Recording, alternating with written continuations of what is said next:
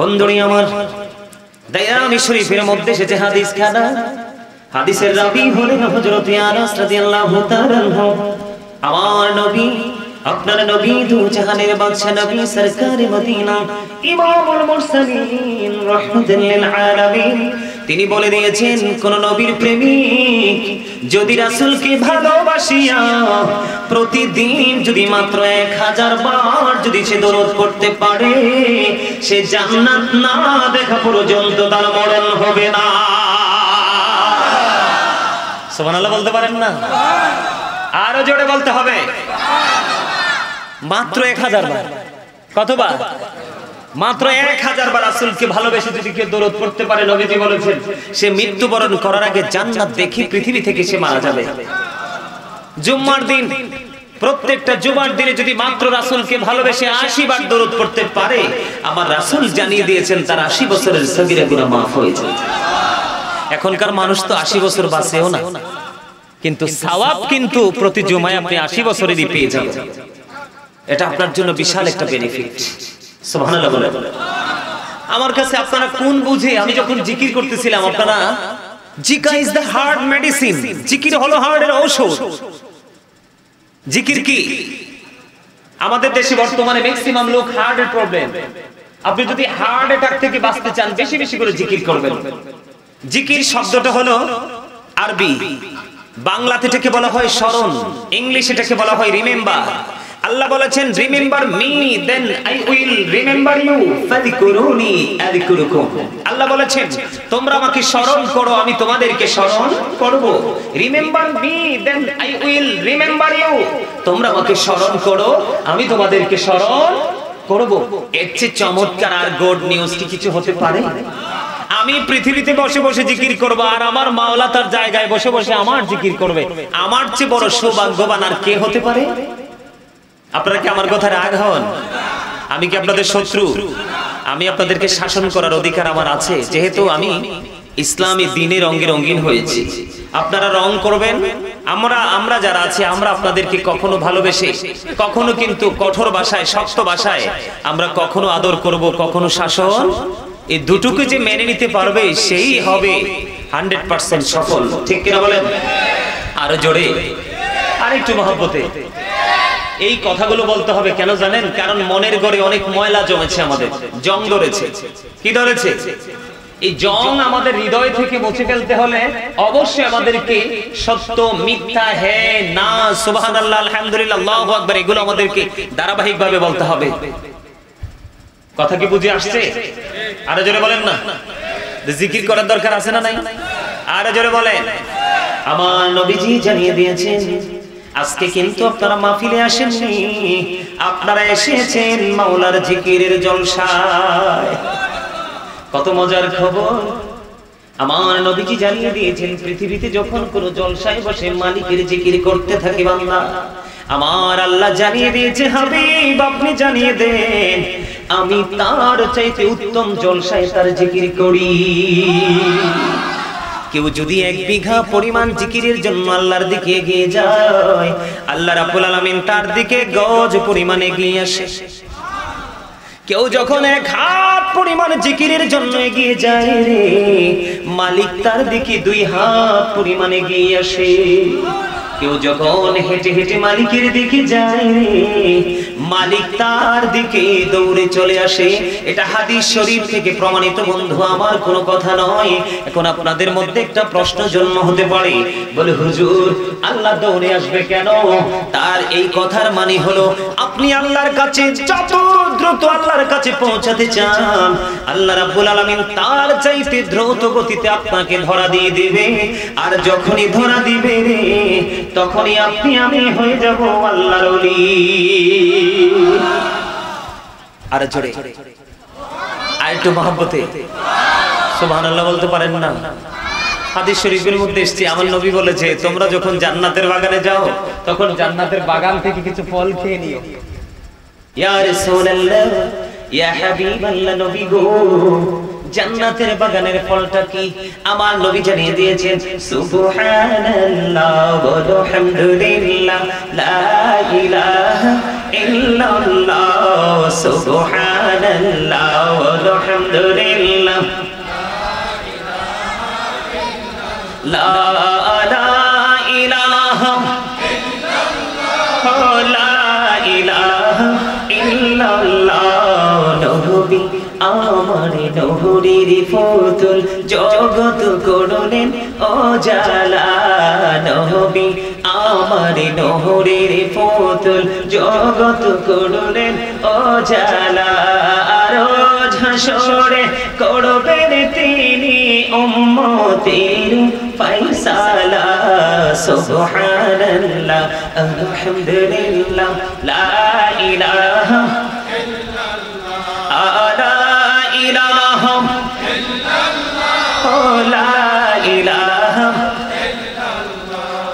আরশে কুরসি লৌহ কলম সৃষ্টি যাহার ওসিলা। আরশে কুরসি লৌহ কলম সৃষ্টি যাহার ওসিলা। আলী যে আল্লাহ খুশি হইয়া নাম রাখিলেন হাবিবুল্লাহ। সুবহানাল্লাহ আলহামদুলিল্লাহ লা ইলাহা মুহাম্মদে ও সুবহানাল্লাহ ওয়া হামদুলিল্লাহ লা ইলাহা ইল্লাল্লাহ মুহাম্মাদুর রাসূলুল্লাহ সাল্লাল্লাহু আলাইহি ওয়াসাল্লাম। জোরে জোরে বলেন আলহামদুলিল্লাহ। জিকির মানে কি জানেননি? জিকির অর্থ হলো স্মরণ করা। কি করা? সুবহানাল্লাহ বলছেন, এটাও জিকির। আলহামদুলিল্লাহ বলেছেন, এটাও জিকির। আল্লাহু আকবার বলেছেন, এটাও জিকির। লা ইলাহা ইল্লাল্লাহ বলেছেন, এটাও জিকির। কাউকে সৎ কাজের জন্য ডেকেছেন, এটাও জিকির। কাউকে অসৎ কাজের জন্য বারণ করেছেন, এটাও জিকির। নামাজ পড়তেছেন, সেটাও জিকির। জোরে জোরে করেন সুবহানাল্লাহ। আপনারা কি শারীরিকভাবে অসুস্থ না মানসিকভাবে? একটা উত্তর পাইছি, কোনোটাই না। আপনারা কিছু বলতে পারেন না? কোনোটাই না। আরো জোরে বলেন, কোনোটাই না। তো কোনোটাই যদি না হয়, রাসূল বলেছে তোমরা যখন জিকির করো এমন ভাবে জিকির করো মানুষ দেখলে যেন তোমাদেরকে পাগল বলে।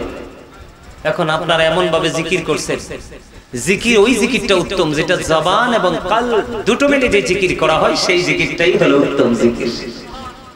জিকির কিন্তু জবান দিয়েও করা যায়, কাল দিয়েও করা যায়, তবে দুটো মিলিয়ে যে জিকিরটা করা হয় সেটাই হলো উত্তম। এখন আমি যেহেতু জিকির নিয়ে বলছি, আপনাদেরকে আরেকটা এক্সাম্পল দেই।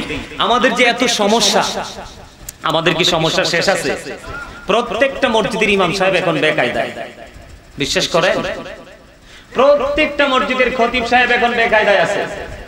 কারণ ইমাম সাহেব ওয়াজ করে একটা, মুসল্লি চলে আরেক দিকে। ঠিক না ঠিক? এখন যদি নেক্সট টাইম আবার খতিব সাহেব ধরতে যায়, আবার খতিব সাহেবের চাকরি শেষ। ঠিক না ঠিক?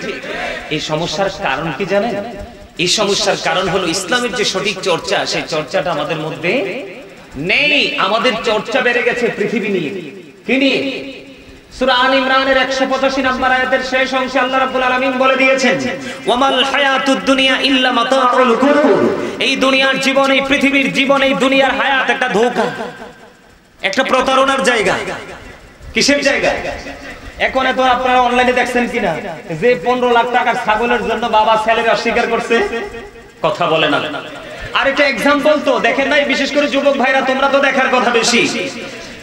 প্রেসারে পড়েছে জন্য বাবা ছেলেকে অস্বীকার করেছে। এটা কিয়ামতের একটা আলামত। কিসের একটা? কিয়ামতের দিনের যে প্র্যাকটিক্যাল একটা আলামত আমরা এখনই দেখে ফেলেছি মরার আগে। কোরআন শরীফের 19 পারা সূরা শুআরা 88 নম্বর আয়াতে আল্লাহ বলেছেন, ইয়াউমা লা ইয়ানফাউ মালু ওয়ালা বানুন। কথা বুঝেন নাই? আল্লাহ বলছে। কে বলেছে? আপনার ধন সম্পদ সন্তান সন্ততি কিচ্ছু কাজে লাগবে না। কি? কোনটাই কাজে আসবে না। তো কার জন্য ধোঁকা, এই প্রতারণা, সিটারি, বাটপারি আমরা কার জন্য করি? নেক্সট জেনারেশন যারা সন্তান সন্ততি তাদের জন্যই তো। কথা কয় না? আরে তাদের জন্যই তো। কোরআন শরীফের 19 পারা সূরা শুআরাতে আল্লাহ বলছে, এদেরকে দিয়ে তোমার কোনো ফায়দা হবে না। আপনার ফায়দা হবে ওই জায়গায় আপনি যখন আল্লাহ রাব্বুল আলামিন যেটা করতে বলেছে সেটা যদি আপনি যথাসময়ে করতে পারেন তাহলে আপনার সফলতা মিলবে। যেমন আজকের এই জান্নাতের বাগান আপনাদেরই পুরো গ্রামবাসীর জন্য নিয়ামত। কারণ আমার ভাই আসছে চট্টগ্রাম থেকে, 100% মুসাফির। আমি যেখান থেকে আসছি আমিও মুসাফির। আপনাদের এখানে আপনাদের পীর সাহেবরা, আলেম ওলামারা, আপনাদের এখানে বুজুর্গ ব্যক্তিরা রয়েছেন। সম্মানিত উপস্থিতি, মেহমান এবং মুসাফির দুইজনের দোয়া কিন্তু আল্লাহ খালি ফিরায়। আপনাদের কি দোয়ার দরকার নাই? আছে আছে, থাকলে প্রাণ উজাড় করে। আমি তো সারা রাত কাটানোর জন্য আপনাদের কাছে আসিনি। আমি মূল কিছু কথা কিছু বলবো, এসেছি আপনাদেরকে দিনের দাওয়াত দেওয়ার জন্য। আপনাদের জন্য কল্যাণ হয়, আপনাদের কবরবাসী যারা তাদের জন্য কল্যাণ হয়, সেই তো আমাদের আশা। আমি জিকির নিয়ে যেহেতু কথা বলেছি, আপনাদেরকে ছোট্ট একটা হাদিস শরীফ শোনাইয়ে তারপরে আমি আমার মূল আলোচনায় যাব। কারণ এই কারণে আমি আজকে আলোচনার হেডলাইন দিয়েছি ইয়া আইয়ুহাল্লাযীনা আমানু কু আনফুসাকুম ওয়া আহলিকুম নারা। আল্লাহ বলেছেন, O believers, save yourself and your families from the fire. Allah রাব্বুল আলামিন ঈমানদারকে বলেছে, তুমি জাহান্নাম থেকে বাঁচো এবং তোমার পরিবারকেও, তোমার আহলকেও। এখন আমরা যারা আছি, আমরা তো বাঁচার রাস্তাগুলো, কৌশলগুলো খুঁজে বের করেছি। এখন আমাদের কাজ হলো আপনাদেরকে সেই রাস্তাগুলো দেখিয়ে দেওয়া। মজার একটা হাদিস, যারা বোঝার বুঝে নেবেন, শিক্ষার জন্য এটুকুই যথেষ্ট। নামাজ হলো সবচেয়ে বড় জিকির। নামাজ কি সবচেয়ে বড় জিকির? বন্ধুরে আমার, আমাদের কাছ থেকে শীত বিদায় হয়েছে, বেশি দিন হয়নি। শীতের দিনের সাথে হাদিস শরীফের সম্পৃক্ততা রয়েছে। হযরতে আবু যর রাদিয়াল্লাহু তাআলা আনহু থেকে হাদিসখানা বর্ণিত। আমার নবী শীতের দিনে বের হলেন। শীতের দিনে বের হওয়ার পরে আমার নবী চাইয়া দেখলেন শীতের কারণে গাছের পাতাগুলো বন্ধ, শুষ্ক হয়ে জোরে জোরে পড়ে। যখন পাতাগুলো ঝরতে দেখলেন, আমার নবীজির পবিত্র হাত মোবারক দিয়ে গাছের ডালা দুটো স্পর্শ করলেন। করার পরে আবু যরকে একটা ডাক দিলেন। আবু যর উত্তর দিলেন, লাব্বাইক ইয়া রাসূলুল্লাহ, আমি হাজির। নবীজি একটা ডাক দিয়ে বললেন, বন্ধু, এই গুনিয়াউকের আমার ভাই, আমার বাবারা, আমার মা বোনদেরকে ডেকে ডেকে বলবো, হৃদয় জাদা না করে তোমরা সবাই শুনো। আমার নবী যখন আবু যরকে ডাক দিলেন, আবু যর উত্তর দিলেন। আমার নবী ডাক দিয়ে বললেন, চাইয়া দেখো শীতের কারণে গাছের পাতাগুলো কেমনে শুষ্ক হয়ে জোরে জোরে পড়ে। আল্লাহর বান্দাগুলো, আমি নবীর উম্মত, আল্লাহ রাব্বুল আলামিনের দিদারের আশায়, গুনাহ মাফের আশায়, হৃদয়ে তাকওয়া নিয়ে নমনীয় হয়ে, নম্র হয়ে, ভদ্র হয়ে, একেবারে নরম হয়ে আল্লাহর কুদরতি কদমে যখন নামাজ নামক জিকিরের মাধ্যমে যখন সিজদাটা দিয়ে দিবে, ওই শীতের দিনের গাছের পাতার মতো তার জীবনের গুনাহগুলো ঝরে পড়ে যাবে। চমৎকার লাগলো না? কথা বলেন, কথা বলতে পারেন না? পারে তো জিটা বলেন না কেন? মজা লাগছে না? কথা কয় না। গাছের পাতা যখন ঝরতে শুরু করে তখন কি থামে নাকি বিরামহীন ভাবে ঝরে? বিরামহীন ভাবে দ্রুত গতিতে ঝরতে থাকে। ঠিক আপনি নামাজ যখন যথাযথভাবে পড়বেন তখন এটাও কিন্তু জিকির। আপনার জীবনের গুনাহগুলো কি হয়ে যাবে? ঝরে পড়ে যাবে। রাসূল एग्जांपल দিয়েছেন, এই গাছের সাথে তুলনা করেছেন। তাহলে আমাদের কি কোনো ভয় আছে? আরে জোরে। তো আল্লাহ রাসূল, আল্লাহ রাব্বুল আলামিন সূরা আনকাবুতের মধ্যে কি বলেছেন? ইন্নাস সালাতা তানহা আনিল ফাহশাই ওয়াল মুনকার। নামাজ মানুষকে খারাপ কাজ থেকে বাঁচিয়ে রাখে। তাহলে আপনাদেরকে পরিপূর্ণতা অর্জন করতে হলে ঈমানকে টেকসই করতে হবে। তারপরে আপনাদেরকে কি করতে হবে? নামাজ।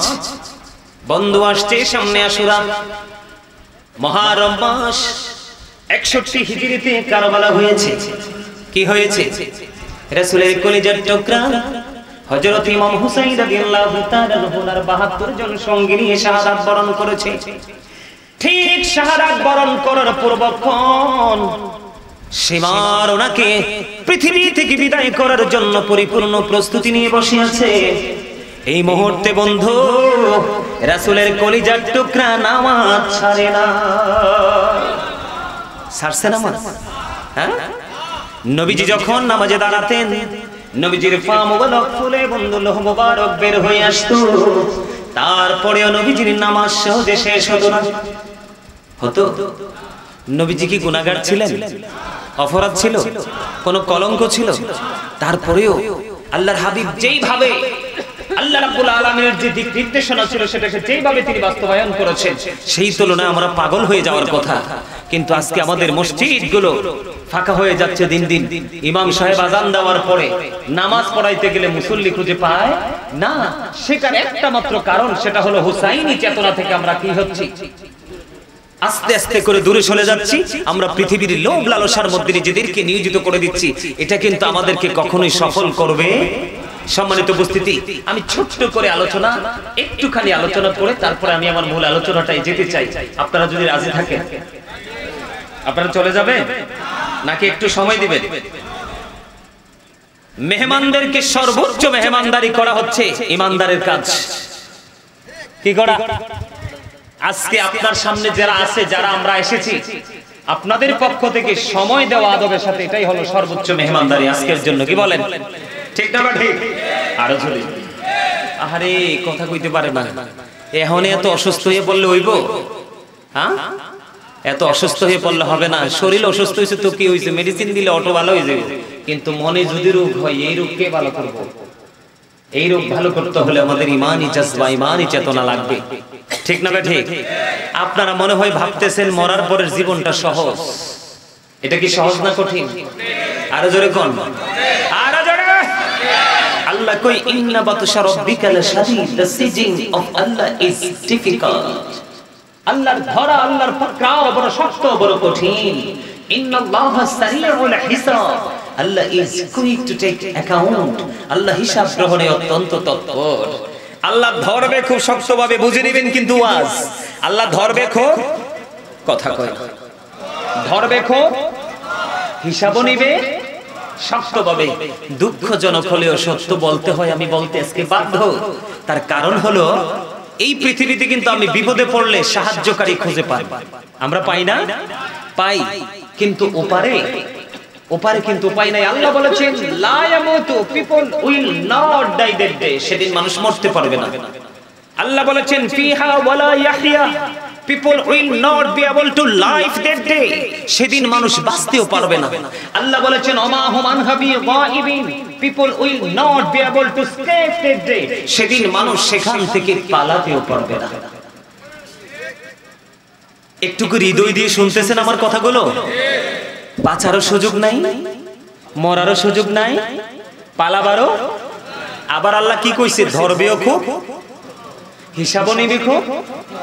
এখন হিসাব কি দিতে পারবে? দেওয়ার মতো সে প্রিপারেশন নিয়েছে? নেন নাই তো। আরো বড় দুঃখজনক খবর কি জানেন? এই পৃথিবীতে যেমন ভালো মন্দ খাবার আছে না, গরিবরা তাদের তৌফিক অনুযায়ী খাবার খায়, ধনীরা তাদের তৌফিক অনুযায়ী খাবার খায়। ওপারে আমি জান্নাতীদেরকে নিয়ে ওয়াজ করি না আজকে মনে 4 বছর, কারণ জান্নাতি মানুষ খুঁজে পাই না তো। সব দিশটা যে 2-4টা আছে এগুলা এমনিতেই অ্যাক্টিভ আছে। আপনি কোন জান্নাতি মানুষ খুঁজে পাওয়া যায়? এখনকার মানুষ যারা গবেষক, যারা অ্যানালাইসিস করতেছে, তারা বুঝতেছে চোখ বন্ধ করলে চতুর্দিকে অন্ধকার। সম্মানিত উপস্থিতি, জাহান্নামে যারা যাবে, যারা অ্যারেস্ট হয়ে যাবে, তাদের জন্য আমি অনেক খাবারই আছে, তাদের জন্য একটা খাবার আমি বলি, যে খাবারটার নাম হলো তিনাতুল খাবার। ইয়া রাসূলুল্লাহ, ইয়া হাবিবাল্লাহ, নবী গো, ও প্রাণের নবী, এই তিনাতুল খাবারটা কি গো নবী? আমার নবী জানিয়ে দিয়েছে রে, ওই তিনাতুল খাবারটা হলো আরেকটা জাহান্নামীর নিংড়ানো রক্তপুঞ্জ। নাউজুবিল্লাহ বলেন না। একটা মানুষ যখন ঘামে, তার ঘামের গন্ধে কাছে বসা যায় না। তার এই কাপড়টা একবারের পরে 2 বার সে ব্যবহার করতে পারে না। কিন্তু বন্ধু, তুমি তো মনে করেছো মরার পরে তোমার জীবন শেষ হয়ে যাবে। না না, মরার পরে তোমার আরেকটা জীবন শুরু হয়ে যাবে। এই জীবনের একটা ফয়সালা আমার নবী ছোট্ট একটা হাদিসের মাধ্যমে দিয়েছেন। আমার নবী বলেছেন আল কবরু রাওজাতুম মির রিয়াদিল জান্নাতি আও হুফরাতুম মিন হুফারিন নার।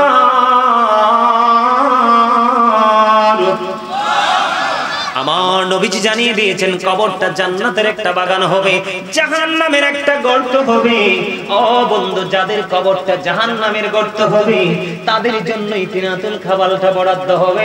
এটা আরেকটা জাহান্নামের নিংড়ানো রক্তপুঞ্জ। তোমাকে খাইতে হবে রে, তোমাকে খাইতে হবে। ওই যে একটু আগে বলেছি লা ইয়ামুতু, মরতে পারবা না, ইয়া বাঁচতেও পারবা না, ওমা হুমান হাবিব গায়বিন, ওখান থেকে পালিয়েও তুমি যেতে পারবা না। কি হবে রে সেদিন তোমার উপায়? সারাটা জীবন তুমি শুধু নষ্ট পথে হেঁটেছো, মা বাবা ভাই বোন আত্মীয় স্বজন সন্তানদের জন্য কতই নফরত করেছো। আলেম ওলামাদের কথা তোমরা কোনোদিন শোনোনি। এই জন্য আমি বলেছি আসছে সামনে মুহররম মাস, এই মুহররমের মধ্যে ঈমান এবং আমল দুটোকে তাজা করার মাস। কথা বলে না কেন? আজকে আমি হুসাইনি কাফেলা নিয়ে হুসাইনের একটা অংশ নিয়ে আলোচনা করব।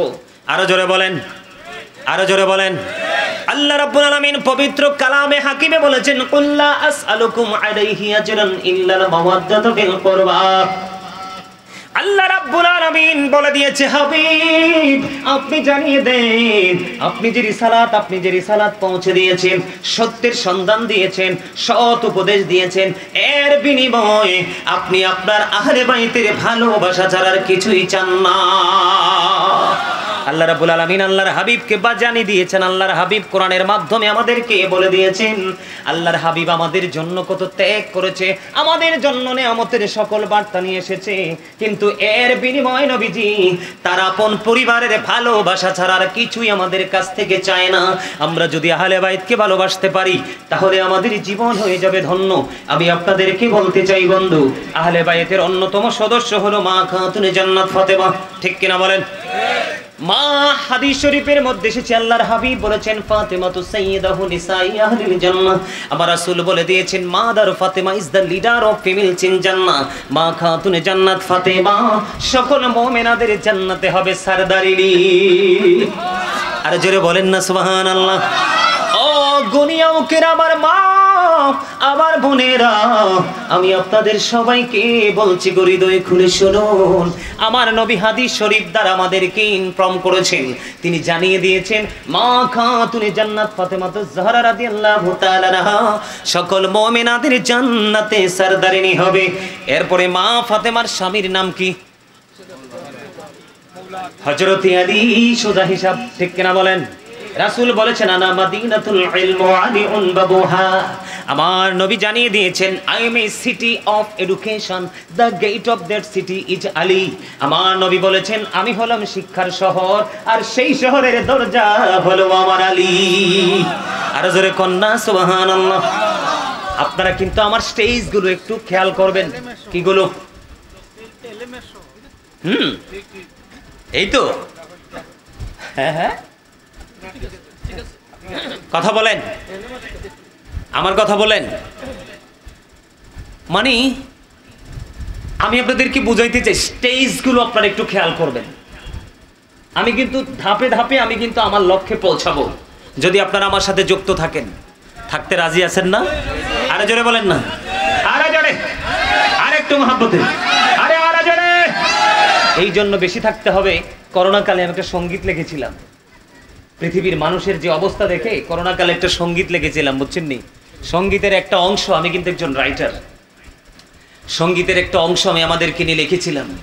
রূপী মানুষ এত সুন্দর, অন্তর ভরা ময়লা, হারিয়েছি সুখের জীবন, আছে শুধু জ্বালা, জ্বলছি দিবানিশি, ভুলে গেছি হাসি। আমরা কি সারাক্ষণ জ্বলছি না? কথা বলেন না। জ্বলছি দিবানিশি, ভুলে গেছি হাসি, জীবন থাকিতে যেন হলো রে মরণ। এত যে সুন্দর এই পৃথিবী, স্রষ্টা করেছে সৃজন। যত দেখি আমি তত ভালো লাগে, শীতল হয়ে যায় মন। এত যে সুন্দর এই পৃথিবী, স্রষ্টা করেছে সৃজন। গজলটা যদি শেষ পর্যন্ত গাইতে পারতাম তাহলে পুরোটা আপনারা বুঝতে পারতেন আমি এই সরে কথার মধ্যে কি তুলে ধরেছি। সম্মানিত উপস্থিতি, এই পৃথিবীটা এত সুন্দর করে সৃষ্টি করেছেন, এর মানে সুন্দর করে সৃষ্টি করার পিছনে কারণই হলাম আমরা। কি বলেন? আমাদেরকে আল্লাহ রাব্বুল আলামিন এত সুন্দর করে সৃষ্টি করেছেন, যেটা চাঁদের চাইতেও সুন্দর, আসমান চাইতেও সুন্দর। আজকে আমরা কি সেই সুন্দর মানুষ আছি? কথা বলে না, আমরা কি সেই সুন্দর মানুষ আছি? কিসে আমাদেরকে এত পাগল করলো? এত সুন্দর মানুষগুলোকে কেন অসুন্দর করলো? আল্লাহ কোরআন শরীফের 30 পারা সূরা ইনফিতরের মধ্যে কি বলে জানেননি? আল্লাহ বলতেছেন, ফি সূরাতিন মা শাআ রাক্কাবাক। যিনি বলেন আল্লাহু আকবার, আরে আরো জোরে বলেন আল্লাহু আকবার। আল্লাহ ক্রিয়েটেড দ্য মাইন্ড। আল্লাহ বলতেছেন আল্লাহর ইচ্ছে মতো করে আমাদেরকে গঠন করেছেন, আল্লাহর মন মতো করে আমাদেরকে গঠন করেছেন। আমরা কি আমাদের মন মতো, আল্লাহর মন মতো পথে চলছি? আরে জোরে বলেন না চলছি? চলিনি। এই জন্যই কিন্তু আমরা রূপেই শুধু মানুষ আছি, কিন্তু হৃদয়টা হয়ে গেছে কি কালো। এই কালো হৃদয় আমরা আলো জ্বালাতে হবে। হৃদয়টা হয়েছে কি কালো। আমরা আলেমদের সাথে, হক্কানি ওলিদের সাথে প্রেম করে আমরা এই কালো হৃদয়ে জ্বালাবো আলো। জোরে বলেন ঠিক না ঠিক? আরো জোরে।